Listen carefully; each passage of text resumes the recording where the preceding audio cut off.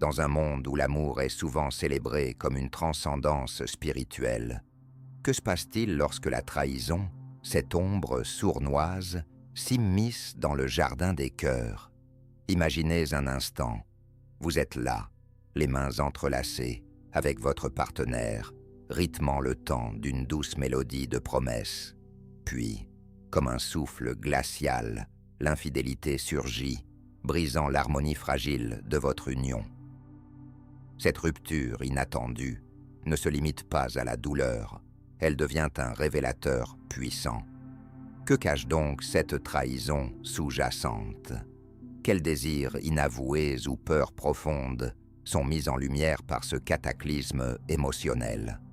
En plongeant dans ce labyrinthe de sentiments, nous découvrons que la séparation n'est pas seulement une fin, mais aussi un début, un appel à l'autodécouverte qui nous pousse à explorer les recoins sombres de notre être.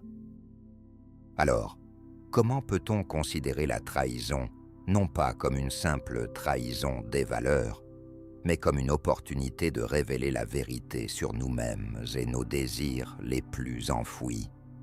Pour éclairer cette thématique complexe, nous devons plonger dans les pensées des grands philosophes qui ont scruté les profondeurs de l'amour et de la trahison.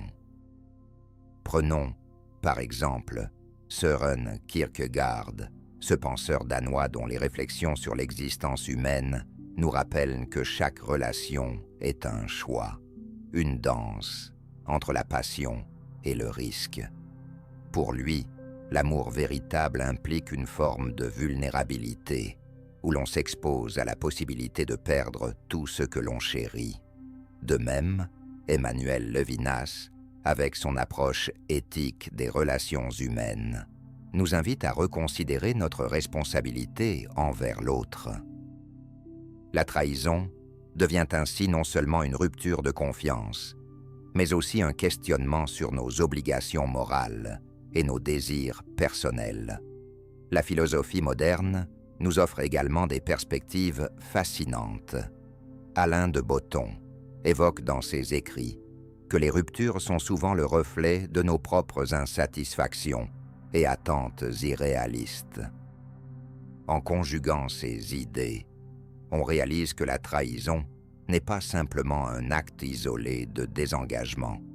Elle est le miroir d'une quête intérieure qui soulève des questions cruciales sur notre identité et notre place dans le monde. Dans ce contexte, chaque séparation peut être perçue comme une invitation à explorer non seulement la douleur, mais également la richesse d'une révélation personnelle. Au cœur de cette exploration, nous découvrons que la trahison agit comme un révélateur des désirs et des craintes enfouies. Imaginez un couple qui, après des années d'amour, se retrouve face à face avec l'éclat désenchanté de la réalité. Un partenaire choisit de s'éloigner, non pas seulement par manque d'amour, mais en quête d'une identité perdue dans le tumulte des compromis. C'est ici que le concept de rupture se transforme en une véritable crise existentielle. Cette déchirure ne fait pas seulement pleurer les cœurs, elle fait jaillir une introspection brutale où chaque douleur devient une question lancinante. Qu'est-ce que je veux vraiment? Quels rêves ai-je sacrifiés sur l'autel du bonheur commun? Prenons l'exemple d'une femme qui découvre que son partenaire a trompé sa confiance. Au départ, cette révélation est une onde de choc, un tremblement qui semble réduire son monde à néant. Mais bientôt, elle commence à comprendre que derrière cette trahison se cachent ses propres désirs inassouvis, une carrière mise de côté, des passions étouffées par la routine. La rupture, alors, devient un catalyseur pour redécouvrir ses facettes oubliées d'elle-même. Dans ce processus de reconstruction intérieure, chaque larme versée devient le ciment d'une nouvelle existence, car chaque fin annonce aussi un nouveau commencement. Ainsi, loin d'être uniquement synonyme de perte, la trahison ouvre la porte à une renaissance personnelle. où l'on apprend à embrasser ses vérités intérieures et à restaurer son authenticité. Dans le monde réel, les implications de cette dynamique entre trahison et découverte de soi se manifestent à travers des histoires poignantes et vécues. Prenons l'exemple d'un homme qui, après avoir été trompé par sa compagne, se retrouve plongé dans un océan de désespoir. Au début, il ressent une vague de colère et d'humiliation, comme si son cœur avait été arraché brutalement. Mais en creusant davantage dans cette douleur, il découvre peu à peu une force insoupçonnée.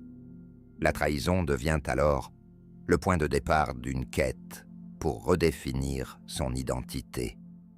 Il commence à explorer des passions qu'il avait abandonnées, la peinture, la randonnée, même la méditation, des activités qui nourrissent son âme et restaurent sa confiance en lui. Dans cet espace nouveau, il réalise que sa valeur ne dépend pas d'un autre, mais émerge de ses propres choix et aspirations. Cependant, cette transformation n'est pas sans défi ni paradoxe. La douleur de la trahison peut parfois engendrer une spirale d'autodoute où l'individu, au lieu de se reconstruire, sombre dans un abîme de ressentiment. On pourrait se demander comment différencier la légitime colère d'une trahison et le piège insidieux du victimisme. Ce dernier peut nous enfermer dans une narrative où l'on se voit uniquement comme une victime, incapable de saisir les leçons que la rupture pourrait offrir. De plus, il existe un dilemme éthique profond à considérer. Jusqu'où s'étend notre responsabilité envers l'autre? La loyauté est souvent glorifiée comme une vertu suprême. Mais qu'en est-il lorsque cette loyauté nous empêche de vivre authentiquement? Lorsqu'un partenaire choisit de partir pour poursuivre ses propres aspirations, cela peut être perçu comme un acte égoïste ou, au contraire, comme un acte de courage. La complexité des émotions humaines nous oblige à naviguer entre le désir de comprendre et le besoin de guérir. Ainsi, dans ce tumulte d'émotions contradictoires, il est crucial de trouver un équilibre délicat entre la liberté personnelle et la loyauté envers autrui. Dans cette danse de sentiments, il devient essentiel d'apprendre à accueillir la dualité des expériences humaines sans céder à la tentation de se perdre dans le chagrin ou l'amertume.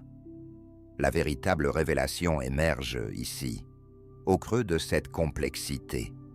Ce que nous percevons souvent comme une trahison destructrice peut, en réalité, servir de tremplin vers une transformation personnelle profonde.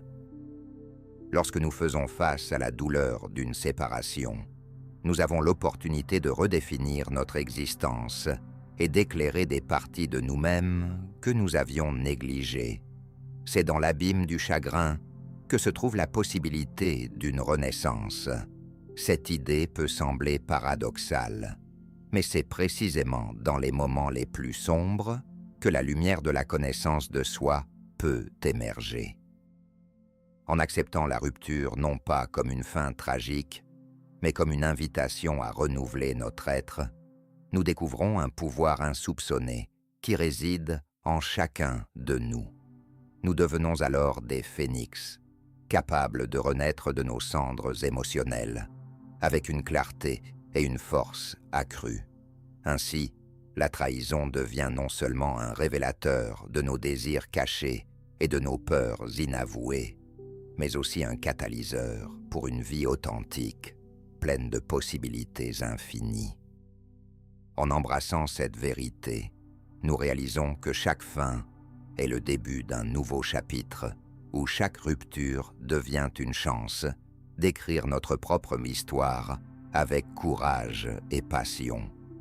En conclusion, ce voyage à travers le labyrinthe de la trahison et de la rupture nous invite à repenser notre rapport à l'amour, à la loyauté et à notre propre identité. Ce n'est pas uniquement un récit de douleur, mais une ode à la résilience humaine. Chaque déception amoureuse nous offre la possibilité d'éclairer des facettes cachées de notre être, de renaître sous une forme nouvelle et d'affronter le monde avec un cœur renouvelé. En acceptant que la trahison puisse dévoiler nos vérités intérieures, nous nous engageons sur un chemin de croissance personnelle qui transcende le chagrin. Alors, que vous soyez au bord d'une rupture ou déjà en train de panser vos blessures, rappelez-vous que derrière chaque fin se cache un potentiel illimité pour découvrir qui vous êtes vraiment. Si vous avez trouvé cette réflexion enrichissante, n'hésitez pas à aimer cette vidéo et à vous abonner pour explorer ensemble d'autres aspects fascinants de la philosophie de l'amour et des relations humaines. La quête de soi ne fait que commencer.